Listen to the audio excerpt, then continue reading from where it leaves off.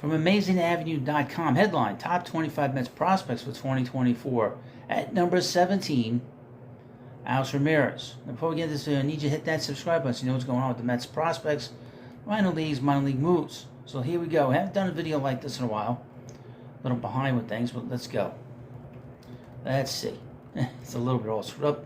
Impressed by his athleticism and the continued physical gains he was making while he was being scouted and evaluated by the organization as a young teenager, Mets made officially signing him, Alexander Ramirez, their top priority. And on July 2nd, 2019, the first day of the 2019-2020 International Rookie Free Agent signing window, they tendered Ramirez a contract worth $2.05 million. Excuse me, the third highest given to an international rookie in franchise history. He would have suited up in 2020 had it not been for the COVID-19 pandemic, and made his professional debut during the Fall Instructional League instead. He performed well during extended spring training and made his debut in organized games in 2021 with the St. Lucie Mets. An extremely aggressive assignment, given that not only would he be extremely young for the league, but he would be his first exposure to professional baseball. One of only a handful of teenagers to play in the Florida State League that year, Ramirez appeared in 76 games and held his own. All in all, he was roughly a league average hitter, batting .258 with 5 home runs, 16 stolen bases, and 23 walks to 104 strikeouts. He began the 22 season in St. Lucie for a second time, and made short work of his Florida State League competition, hitting .284 in 67 games with 6 homers, 17 stolen bases, and 28 walks to 68 strikeouts.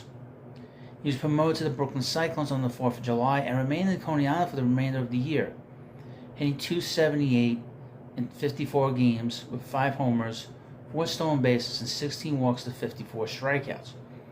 All in all, the 19-year-old combined to hit .281 in 121 games, 11 home runs, and 21 stolen bases in 37 attempts. He remained in Brooklyn to start the 23 season and remained there for the entire season.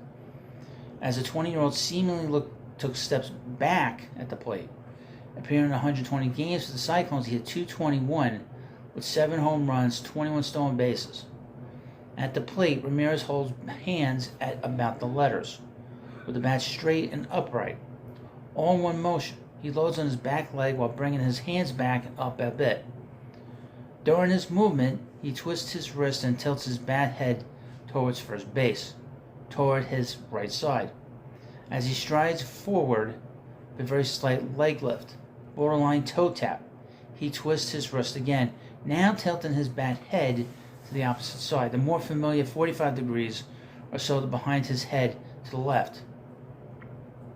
According to Mets Director of Hitting Development, U. Quattlebaum, in 2022, quote, he's got some unique movements in his swing, but it's probably too early to tell if they are going to be signature movements or things he might have to tweak over time. He's got a pretty aggressive bat tip and a lot of work to move it to where he actually likes to launch form. So he does have some bigger movements. It seems to me when he has quieted some of them down, which he has done at times, when he's had some successes, he can harness those movements and kind of be more of a complete package of control. Thanks to his bat speed, Ramirez generally has not had many issues handling premium velocity, but has shown to be a bit susceptible to breaking balls. Despite having less time to react on fastballs, his bat path does not need to compensate for as much vertical movement as it does against breaking balls. Weak contact on breaking balls seems to be the main reason his 23 surface level stats suffered, as his infield fly ball rate jumped from 13.6 rate with Brooklyn in 22 to 21.4% rate. Ramirez chases junk out of the zone far too often and complements that with a penchant for subpar contact, frequently topping the ball harmlessly into the infield or getting under it for weak cans of corn. On pitches that he can pick up, he can make positive swinging decisions, evidenced by his 10.7 walk rate last season. That seems to be more of a mirage than actual evidence of a discerning eye. So continue to develop his eye and differentiate pitches that he can make contact, although poor contact from pitches he should make contact with and drive will be key to his future development.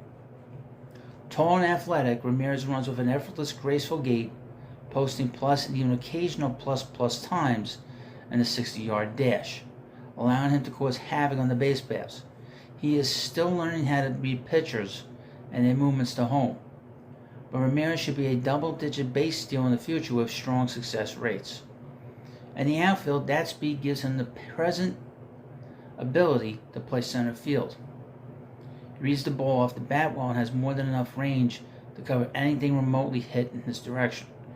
He needs to better refine the routes that he takes the ball to be able to stay at the position in the future, as he will likely continue adding mass to his frame. Just prior to going pro, Ramirez put on a few pounds of muscle, and since going pro, he has continued to add muscle mass. His growth has not affected his defense in a negative way, but should his ability to play center ever be compromised, he has a plus arm that would allow him to shift to right field. So, you let me know what you think about this video. Hit the subscribe button so you know what's going on with the Mets farm system, their prospects, and everything else that has nothing to do with the Major League team. Thank you for watching. I'll see you later.